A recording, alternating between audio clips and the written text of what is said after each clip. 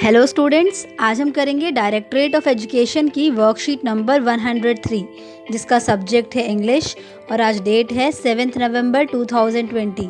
ये worksheet class 5th के बच्चों के लिए है। तो चलिए स्टार्ट करते हैं हम आज की वर्कशीट। बच्चों, वर्कशीट में आपको यहाँ पर अपना नेम लिखना है। यहाँ पर आपकी क्लास पहले से लिखी हुई है तो आपको अपना सेक्शन लिखना है और यहाँ पर आपको लिखना है अपने टीचर का नेम।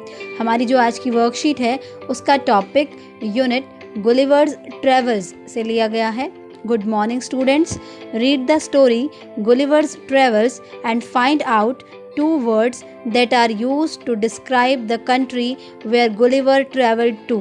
जो आपको गुलिवर्स ट्रेवल स्टोरी को पढ़ना है और उसमें से उन 2 वर्ड्स को ढूंढना है जो उस कंट्री को डिस्क्राइब कर रहे हैं जहाँ पर गुलिवर पहुँच गया था। डिस्क्राइब करने का मतलब कि उस कंट्री के बारे में कुछ बता रहे हैं, उसका वर्णन कर रहे हैं, ठीक है। और अगर आप इस स्टोरी को दोबारा से पढ़ना चाहते हैं तो हम इस स्टोरी को ऑलरेडी वर्कशीट नंबर 100 में पढ़ चुके हैं। तो मैं उस वीडियो का लिंक आपको इसके डिस्क्रिप्शन बॉक्स में दे दूँगी, आप वहाँ से उसको देख सकते हैं। आइए सबसे पहले हम ये देखते हैं कि ऐसे कौन से 2 वर्ड्स हैं जो कि उस कंट्री के बारे में हमें कुछ बता रहे थे। Gulliver's travels. On the 16th of June 1730, we discovered land. Our captain sent a dozen men with vessels for water, if any could be found.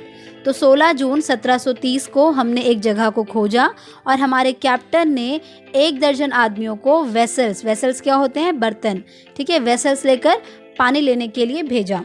When we came to land, we saw no river or spring nor any inhabitants।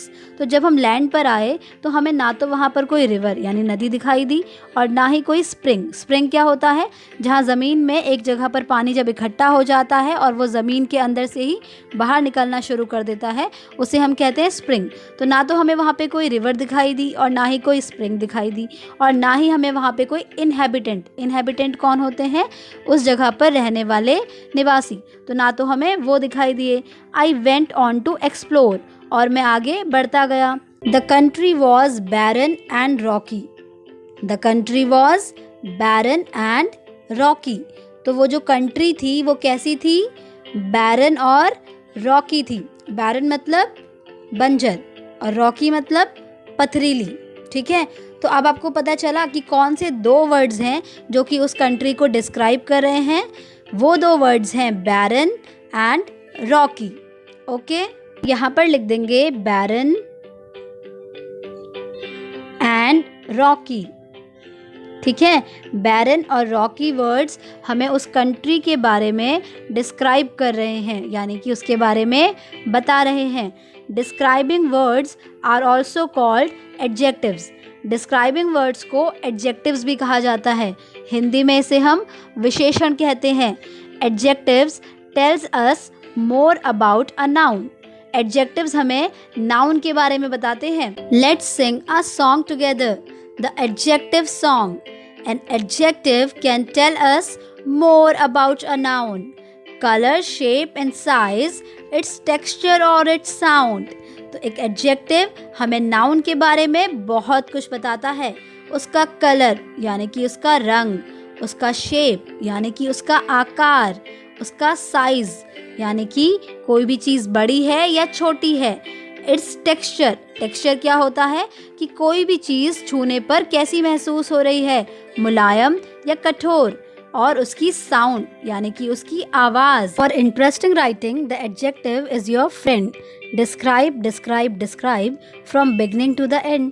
तो किसी भी writing को interesting बनाने के लिए adjectives हमारे friends हैं जिनसे आप उसको डिस्क्राइब कर सकते हैं शुरू से लेकर के एंड तक, ठीक है। अब हम कुछ एग्जाम्पल्स देखते हैं। An adjective is a word that describes a noun. तो एडजेक्टिव क्या हैं? एडजेक्टिव्स वो वर्ड्स हैं जो कि नाउन को डिस्क्राइब करते हैं, यानी कि उनके बारे में बताते हैं। ये हम ऑलरेडी पढ़ चुके हैं। अब हम ये देखेंगे कि आखिर नाउन क्या होता है। तो नाउन को भी आप ऑलरेडी पुरानी वर्कशीट में पढ़ चुके हैं, चलिए उसको रिवाइज करते हैं। Noun is a name of a person, place, animal और थिंग। तो किसी भी पर्सन का नेम, किसी भी प्लेस यानी जगह का नेम, किसी भी एनिमल यानी कि जीव या फिर जानवरों के नेम, और किसी भी थिंग यानी वस्तुओं के नेम, ये सभी क्या है, नाउन्स हैं। आइए इन एग्जाम्पल्स को देखें। तो फर्स्ट है हमारे पास ब्लू शर्ट। क्या है, ब्लू शर्ट। तो यहाँ पर जो शर्ट है वो क्या है, नाउन है, क्योंकि ये एक थिंग है, वस्तु है। और यहाँ पर शर्ट कैसी है ये हमें कौन बता रहा है, ब्लू। शर्ट कैसी है, ब्लू है, इसलिए ब्लू क्या हुआ, डिस्क्राइबिंग वर्ड हुआ, यानी कि एडजेक्टिव हुआ। तो ये हुआ हमारा एडजेक्टिव। Messi bedroom. तो यहाँ पर बेडरूम क्या है, नाउन है, क्योंकि ये कोई प्लेस है, कोई जगह है। और उसके बारे में हमें क्या बताया जा रहा है कि बेडरूम कैसा है, मेसी है, यानी बहुत बिखरा हुआ है, गंदा सा है। ठीक है, तो ये क्या हुआ, एडजेक्टिव हुआ। क्या हुआ, एडजेक्टिव हुआ। तो हम लिख देंगे यहाँ पर एडजेक्टिव। नेक्स्ट है हमारा पिज़्ज़ा। तो पिज़्ज़ा यहाँ पर क्या है, नाउन है, क्योंकि एक थिंग है। और पिज़्ज़ा के बारे में यहाँ पर क्या बताया जा रहा है कि पिज़्ज़ा कैसा है, डिलीशियस है। कैसा है, डिलीशियस, यानी कि स्वादिष्ट। तो ये क्या हुआ, एडजेक्टिव हुआ। ठीक है, नेक्स्ट है हमारा ब्यूटीफुल रेनबो। तो रेनबो यहाँ पर क्या है, नाउन है, और नाउन के बारे में क्या बताया जा रहा है, ब्यूटीफुल रेनबो। ठीक है, सुंदर इंद्रधनुष।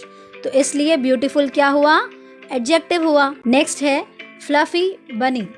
तो बनी कौन होता है, खरगोश। तो खरगोश कैसा है, एकदम फ्लफी है, यानी कि एकदम मुलायम है, उसके बाल एकदम सॉफ्ट है। ठीक है, तो यहाँ पर फ्लफी क्या हुआ, एडजेक्टिव हुआ, और बनी क्या हुआ, नाउन हुआ। ओके, नेक्स्ट देखिए हैप्पी बेबी। Happy baby. तो बेबी यहाँ पर क्या है, नाउन है, और बेबी के बारे में क्या बताया जा रहा है, बेबी कैसा है, हैप्पी, यानी कि खुश है। तो ये क्या होगा, एडजेक्टिव होगा। ठीक है, ऐसे ही नेक्स्ट है सिली ड्रैगन। सिली ड्रैगन। तो ड्रैगन कैसा है, सिली है। ड्रैगन यहाँ पर क्या है, ड्रैगन यहाँ पर नाउन है, और उसके बारे में बताया जा रहा है कि ड्रैगन सिली है, यानी बेवकूफ़ सा है। ठीक है, तो यहाँ पर ये क्या हुआ, एडजेक्टिव हुआ। नेक्स्ट है टाइनी लेडीबग। Tiny ladybug. तो लेडीबग यहाँ पर क्या हुआ, नाउन हुआ। क्या हुआ, नाउन हुआ। ओके, अब यहाँ पर लेडीबग के बारे में क्या बताया जा रहा है कि लेडीबग कैसी है, टाइनी है, एकदम छोटी सी है। तो इसलिए टाइनी क्या हुआ, एडजेक्टिव हुआ। ओके, नेक्स्ट है हमारा फायर फाइटर। फायर फाइटर कौन होते हैं बच्चों, आपने देखा होगा कि कई बार मिस हैपनिंग हो जाती है, आग लग जाती है, तो उस जगह पर फायर फाइटर आके उस आग को बुझाते हैं और लोगों को रेस्क्यू करते हैं, मतलब कि लोगों को बचाते हैं। ठीक है, तो फायर फाइटर क्या है, नाउन है, क्योंकि ये पर्सन है कोई। ओके, तो फायर फाइटर कैसा है, ब्रेव है, यानी बहादुर है। तो इसलिए ब्रेव क्या हुआ, एडजेक्टिव हुआ। Shiny mirror. Shiny mirror. तो मिरर क्या है, नाउन, क्योंकि ये एक थिंग है, यानी शीशा क्या है, एक वस्तु है, और शीशा कैसा है, शाइनी है, चमकीला है। तो इसलिए ये क्या हुआ, एडजेक्टिव हुआ, क्योंकि ये मिरर के बारे में बता रहा है। तो बच्चों, अब आपको समझ में आया कि एडजेक्टिव्स क्या होते हैं, जो नाउन को डिस्क्राइब करते हैं। उनका कलर कैसा है, उनका साइज़ कैसा है, उनकी शेप कैसी है, उनका टेक्सचर कैसा है, उनकी साउंड कैसी है, ये सब के बारे में जो हमें बताते हैं वही एडजेक्टिव्स होते हैं। Find nouns and their describing words, adjectives in the sentences, write them in the table below. तो बच्चों, आपको नीचे कुछ सेंटेंसेस दिए गए हैं, आपको इन सेंटेंसेस में से नाउन को फाइंड आउट करना है और डिस्क्राइबिंग वर्ड्स को फाइंड आउट करना है। जो नाउन्स हैं उनको आपको यहाँ लिखना है, और जो एडजेक्टिव्स या फिर डिस्क्राइबिंग वर्ड्स हैं उनको आपको यहाँ लिखना है। ठीक है, तो चलिए फर्स्ट सेंटेंस देखते हैं। Kittens are playing with a round ball. Kittens round ball के साथ, यानी गोल बॉल के साथ खेल रहे हैं। किटन्स कौन होते हैं, बिल्ली के बच्चे। ठीक है, तो बिल्ली के बच्चों को हम क्या बोलते हैं, किटन्स बोलते हैं। तो बताइए इसमें से नाउन कौन है? बिल्कुल सही, यहाँ पर आपके दो नाउन्स हैं, एक तो किटन्स और एक बॉल।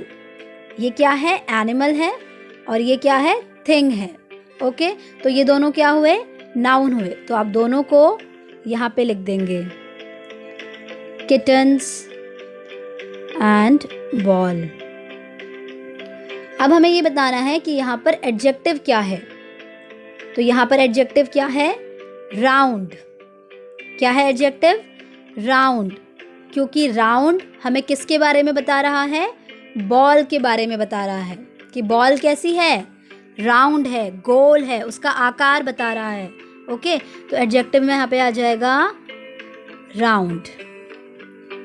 ये जो राउंड एडजेक्टिव है, इसको किस नाउन के लिए यहाँ पर यूज़ किया गया है? बॉल के लिए यूज़ किया गया है।